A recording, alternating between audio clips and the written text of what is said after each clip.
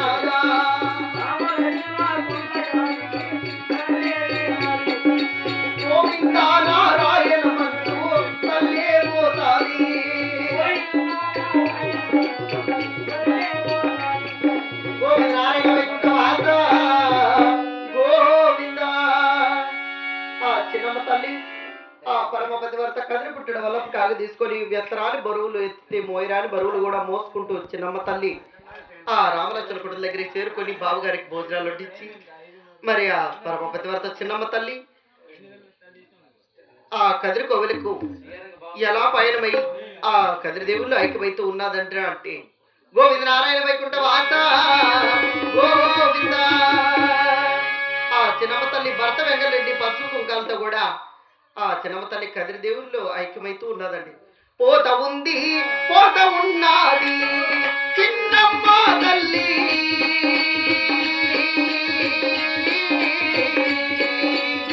కదరి కోవెల చేరబోతాది.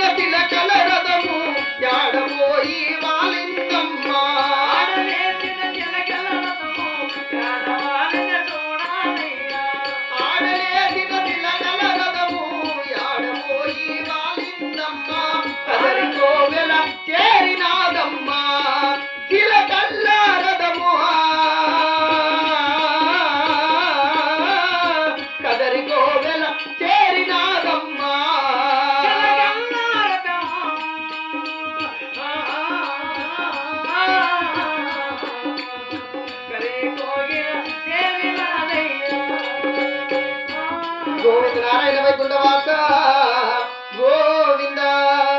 మరి ఆయన పేరు ఏం పేరు? భాస్కర గారిని మరి ఆయన తండ్రి గారి పేరు గంగులయ్య గారికి కూడా వారి ఇరువురి ఆత్మలు కూడా ఆ చిన్నమ్మ తల్లితో పాటు వైకుంఠానికి చేరుకొని స్వర్గంలో చాలా సంతోషంగా ఉండాలని మనం మనస్ఫూర్తి కోరుకుంటూ మరి చివరిసారిగా వారిని పొగిడేసి మా కథకి ఇద్దరితో మంగళార్తిస్తున్నామండి. చిన్నారి చిట్టి తండ్రి మమ్మల కన్నా కన్న తండ్రి ఇన్నాళ్ళు పెంచి ఈనాటితో మమ్ము విడనాడిపోయావా. చిన్నారి చిట్టి తండ్రి మమ్ము కన్నా కన్న తండ్రి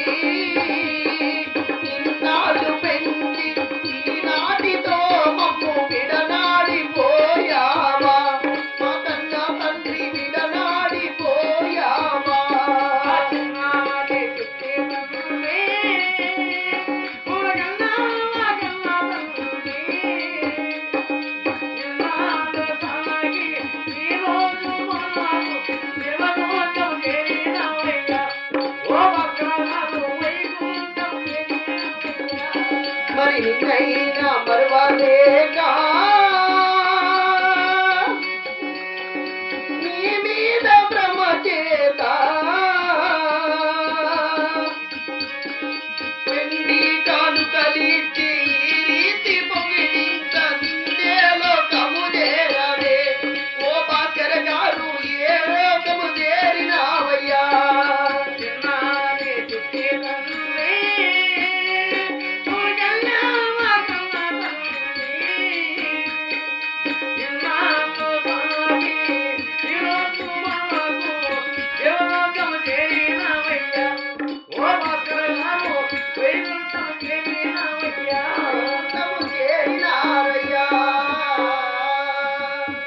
చివరిసారి కోరుకున్నలు ఎవరైనా ఉంటే మంగళిస్తామండి.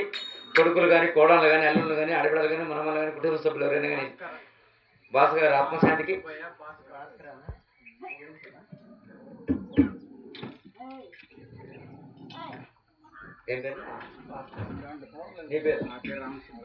గవర్నమెంట్ రామసుబ్బయ్య అన్న గారు కూడా ఇంకా మా బాబాను చూడబోలేమని భాస్కర్ ఆత్మశాంతికి ఒక 100 రూపాయలు సమర్పించి మరి ఎలా పొడుస్తాండి మరి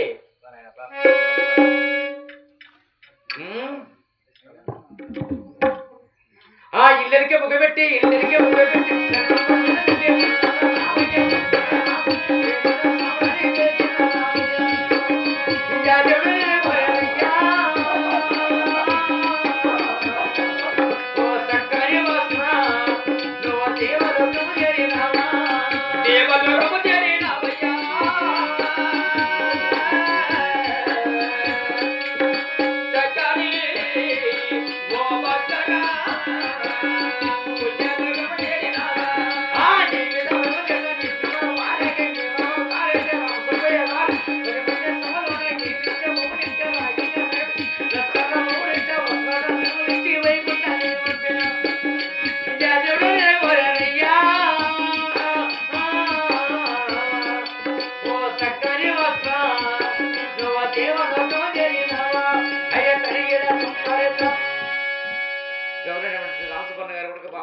లేక భాస్కర్ ఆత్మశాంతి 100 రూపాయలు సమర్పించారంటే వాళ్ళ కుటుంబ సభ్యులు అష్టాక్షములు భోగ వాక్యములు ఆ లక్ష్మీనరసింహ స్వామి చిన్నమ్మ తల్లి చల్లగా కావాలని కోరుకుంటూ ఇంతటితో ఈ కథ ఈ కథాకారాన్ని ముగిస్తూ కథకు మంగళార్పిస్తున్నాం.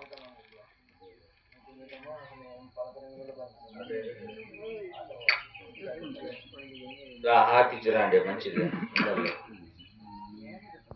ఆహా.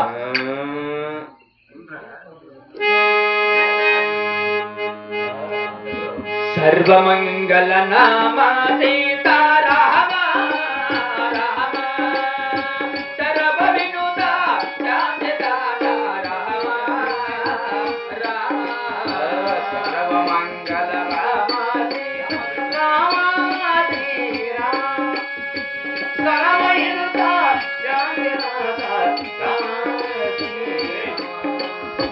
నీవు నేనని భేదాము